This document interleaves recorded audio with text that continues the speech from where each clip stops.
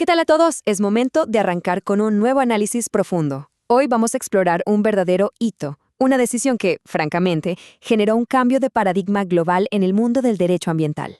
Estamos hablando de la histórica sentencia T-622 del año 2016, emitida por la Corte Constitucional de Colombia. Esta es una decisión que transformó para siempre la forma en que el sistema judicial percibe a la naturaleza y nos obliga a repensar nuestra relación misma con el planeta. Ok, entremos en materia. ¿Puede un río, un cuerpo de agua geográfico, poseer derechos legales? Históricamente, la ley ha tratado a la naturaleza, a los bosques, a los ríos, como simple propiedad, como recursos que pueden ser explotados o, en el mejor de los casos, administrados. Pero pensar en un río como un sujeto viviente, titular de derechos legales propios, bueno, eso suena casi a ciencia ficción jurídica, ¿verdad? Hoy vamos a desempacar exactamente cómo y por qué ocurrió esto.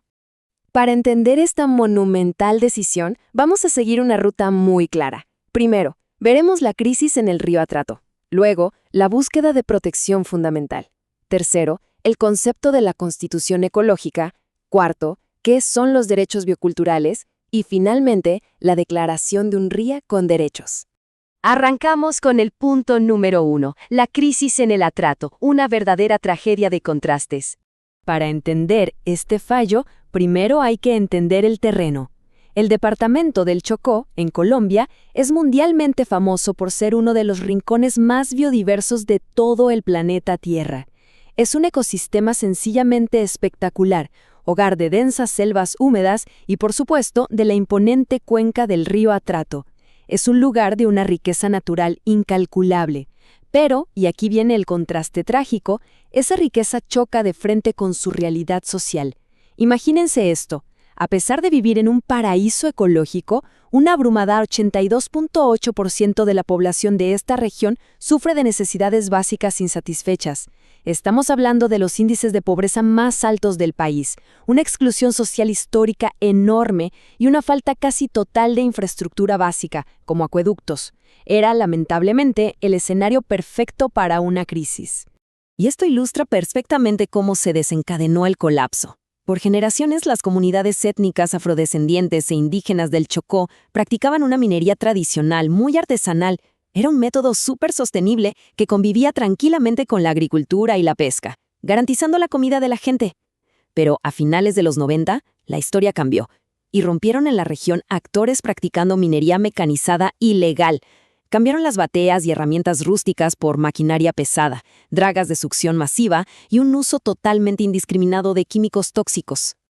Claro, los impactos de esta nueva forma de extracción no se hicieron esperar. La documentación de la época detalla una destrucción sistemática. Las máquinas gigantes, que los locales llamaban dragones, empezaron a destrozar literalmente el lecho del río.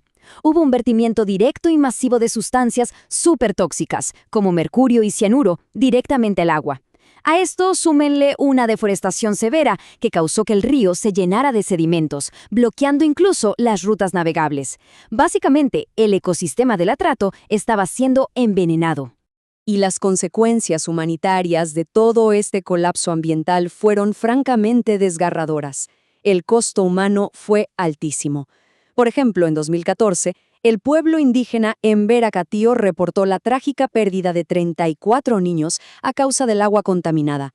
En las comunidades de Quiparado y Juindur, 3 menores fallecieron y 64 personas resultaron intoxicadas en 2013. Y entre los grupos afrodescendientes, los reportes indicaban una proliferación generalizada de enfermedades como diarrea, dengue y malaria. Su principal fuente de vida, el agua, se había convertido en una amenaza letal. Pasemos a la segunda parte, la búsqueda de protección fundamental y la batalla legal. Ante esta situación de deterioro continuo y sin respuestas a la vista, las comunidades afectadas dijeron basta. Representadas por organizaciones como Cocomópoca y Cocomacia, y con el liderazgo legal de Tierra Digna, emprendieron una batalla jurídica enorme para salvar su territorio. Pero, como se imaginarán, no fue nada fácil. En enero de 2015, interpusieron una acción de tutela, que en Colombia es un mecanismo rápido para proteger derechos fundamentales urgentes. Sin embargo, en febrero, el tribunal inicial rechazó la demanda. Dijeron que debían usar acciones populares, que son para derechos colectivos, no fundamentales. Luego, en abril, el Consejo de Estado confirmó ese rechazo. Las Cortes simplemente no veían la urgencia vital de la situación.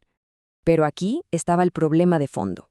Era una falla verdaderamente estructural. Las herramientas legales tradicionales para defender el medio ambiente, como esas famosas acciones populares, simplemente se quedaban cortas ante una crisis tan compleja. De hecho, las comunidades ya habían ganado demandas similares en el pasado, pero sin ningún resultado práctico en la vida real. Se necesitaba algo mucho más atrevido.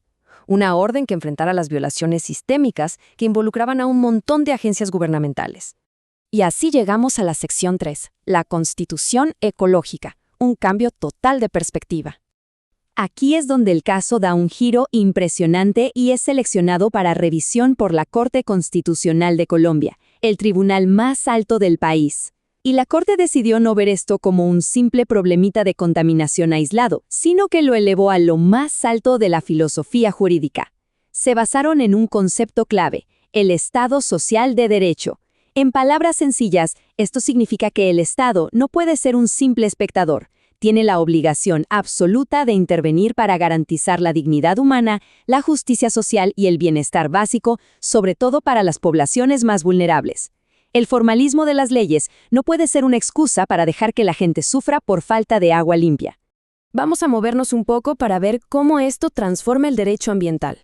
Tradicionalmente, ha habido 3 formas en que la ley ve a la naturaleza. Históricamente, el enfoque fue antropocéntrico. La naturaleza es solo un recurso para que nosotros lo usemos.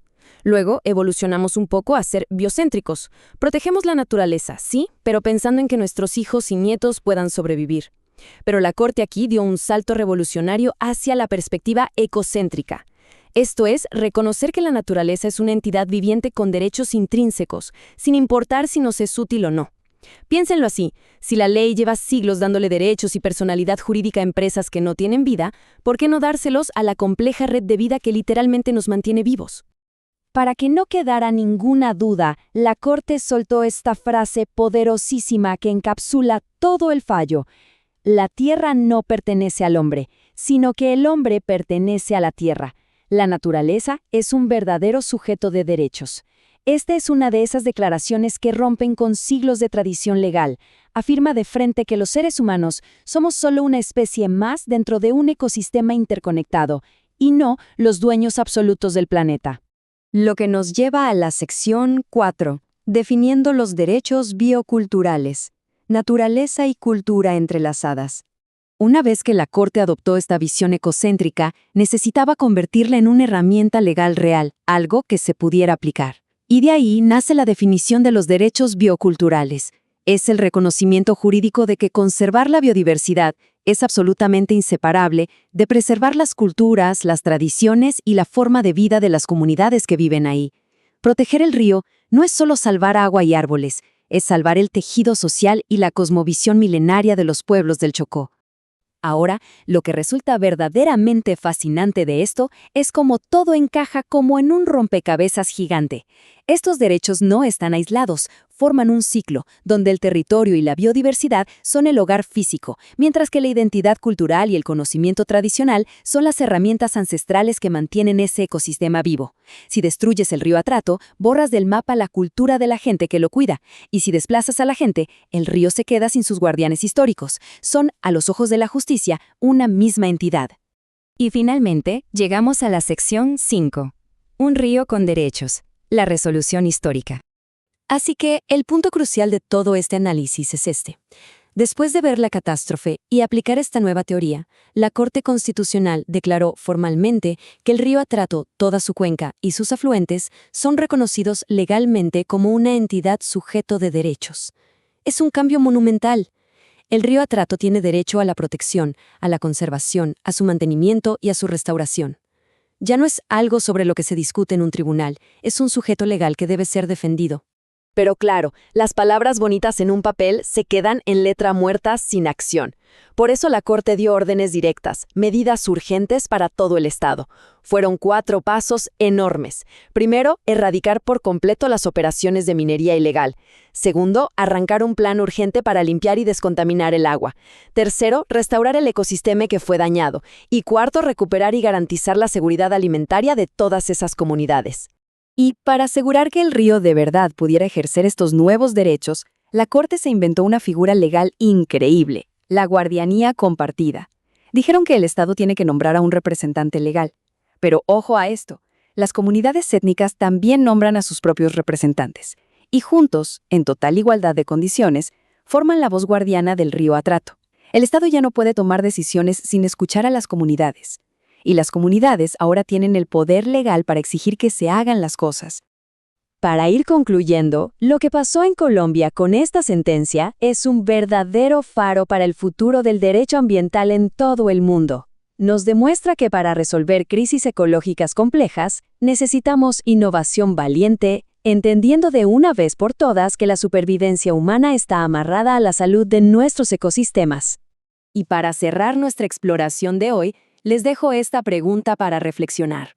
A medida que las crisis climáticas y ecológicas escalan en todo el planeta, veremos a otros sistemas legales empezar a reconocer a la naturaleza no como un recurso para explotar, sino como un sujeto vivo al que debemos defender. La puerta ya está abierta. Ahora depende de todos nosotros decidir si la cruzamos.